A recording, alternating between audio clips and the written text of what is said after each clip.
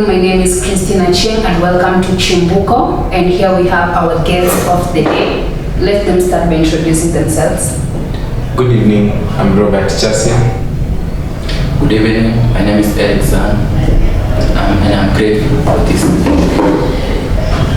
So let us start by you, Chasia. Robert. Okay, can you tell us who are you and what will make you be inspired into politics? Robert Chasia is a dedicated youth, a Kenyan youth, goal-driven, life-centered. What inspired me joining politics is the fact seeing people outside here don't have the voice to echo what they're going through, don't have the voice maybe to express what they're feeling about the government. I thought it was a stepping stone for I to speak about the grievances into the political eras. That's nice. And Philo, the way they call you Philo Mwafrika, can you tell us what inspired you into politics?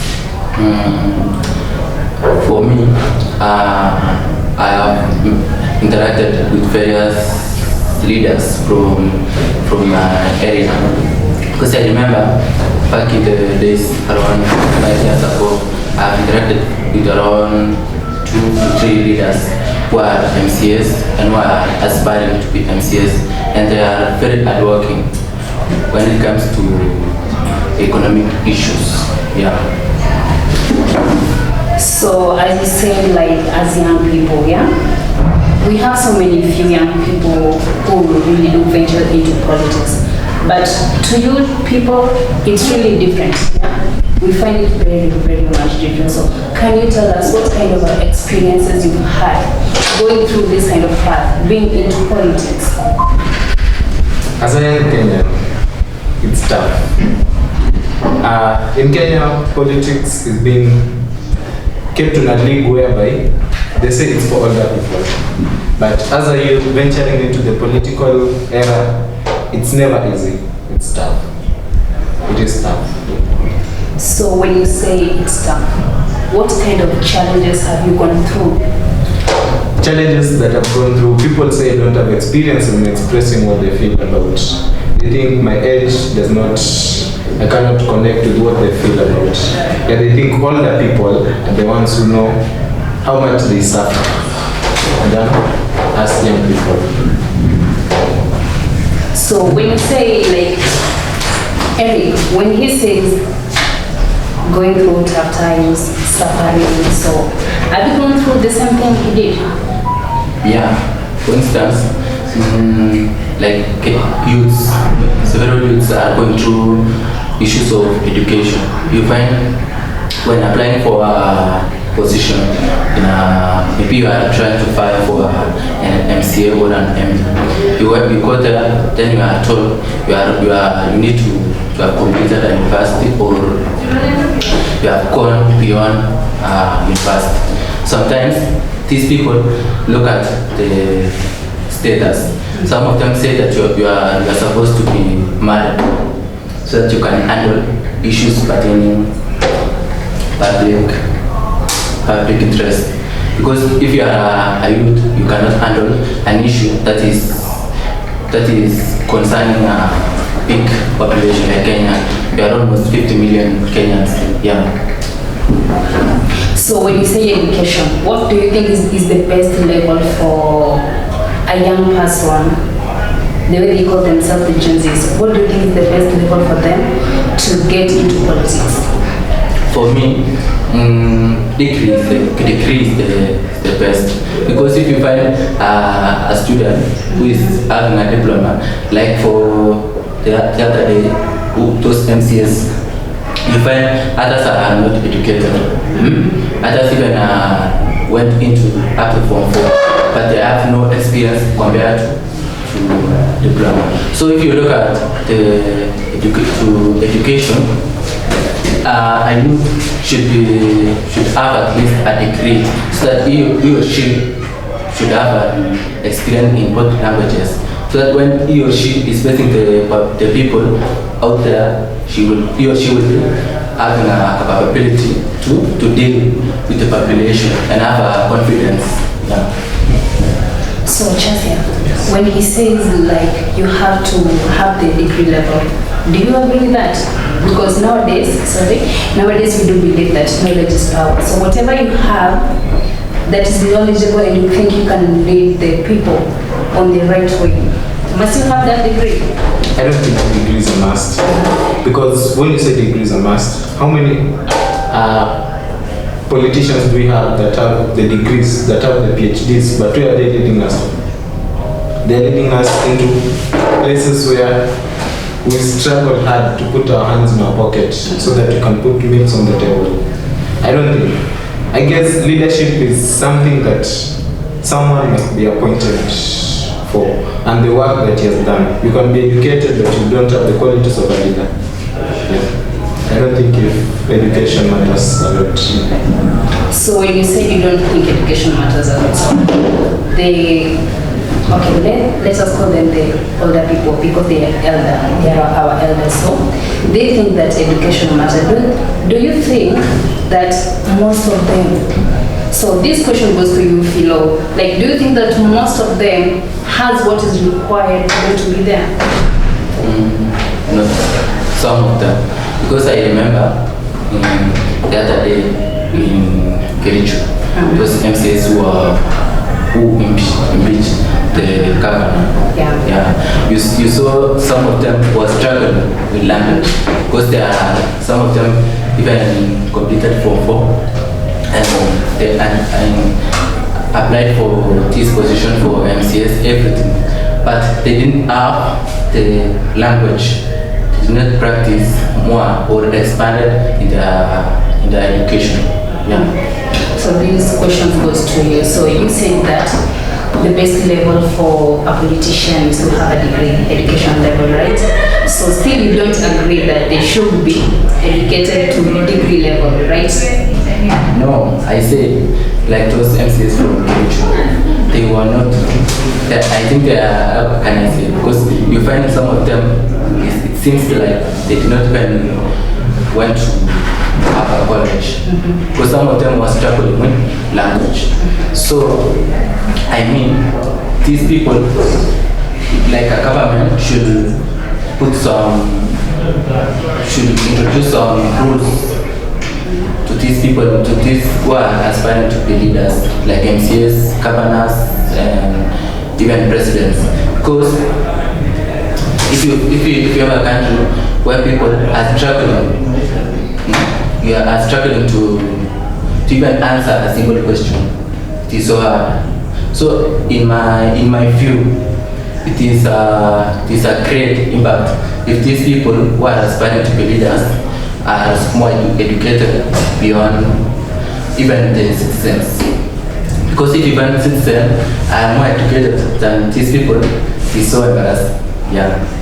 Because if a citizen has a knowledge beyond what that MCA was elected by this citizen, it will even, this MCA can even misuse the money. You see? Yeah. So when you say misusing the money, so that question, it takes us back to the economy of our country. Yeah? So when you say misusing the money, where do you think the economy of this country is? Because we have the most educated leaders up there. They deal with finances and name them. So where do you think our economy is? If you look at our economy, it is somehow bad, but it has improved compared to 2022. I remember the first time when President William Ruto came to power in 2022, the economy was so hard. Also, the high cost of living was very high. Even people who couldn't even afford to buy an income. But if you look at it now, it is at least. And when it comes to education and economy, a person who is educated, for example, a leader, he or she can be able to manage the resources. Maybe a national government allocates some money to counties. So these people should be well conversant to deal with the money and distribute equally instead of consuming or taking it as a corruption. When you say 2022, like the life was more harder than now. The economy was harder than now. So do you think the economy is more better compared to 2022? Yeah. In current situation? Yeah. For example, if you look at the cost of bunga, these are cheap, much cheaper compared to 2022. Like the cost of these basic commodities were so high when people could not afford to buy. But now you can even travel, you can even have some money like 1,000 or anything, but it can accommodate. Yeah. So Robert, okay, according to what you say, that our economy is in a better place right now compared to 2022, the year of election. What do you have to say about that? So first things first, I want to interject this point saying that the economy is doing good. Currently, the economy, I guess it is at its best because 2022 was a year of transition. We're transitioning from one government to the other government, meaning a lot of funds was misplaced.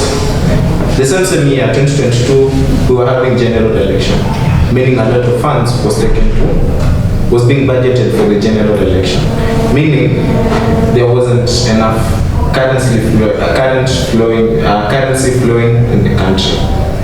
Currently, the nation has stabilized, meaning that the economy is what? It's at its best. When you say the economy is at its best, but Kenya is still crying. They're saying that the economy is still hard for them. They can't pay the fees. Others cannot afford a 3-time meal a day. So what do you have to say about that? What do I have to say about that? I guess Kenyans, there's this norm that we are used to, hand to mouth. There's this norm that we are used to, hand to mouth. So what do you mean by hand to mouth? Hand to mouth, I mean, I go to a job today, I get, let's say 1,000 shillings, I come to my house, I don't budget, I just buy foodstuffs and call it a day. Wait for tomorrow. Yeah. So let me ask you. So for example, as a parent, someone out there has kids, he or she is taking them to school. So when you go to there, you budget for that 1,000 won. Will you feed the kids and still pay the fee? It's a matter of budgeting. So you say a matter of budgeting. So a matter of budgeting, as you say. So what do you think a budget can 1,000 shillings do? First things first, there are two things which people don't know about. There's the thing that it's called need and want. What's a need? It's something that you can't live without. What's a want? It's something that you can't live without. But most of the people do prioritize want before need. I don't know if you get me. Yeah, I really do get you.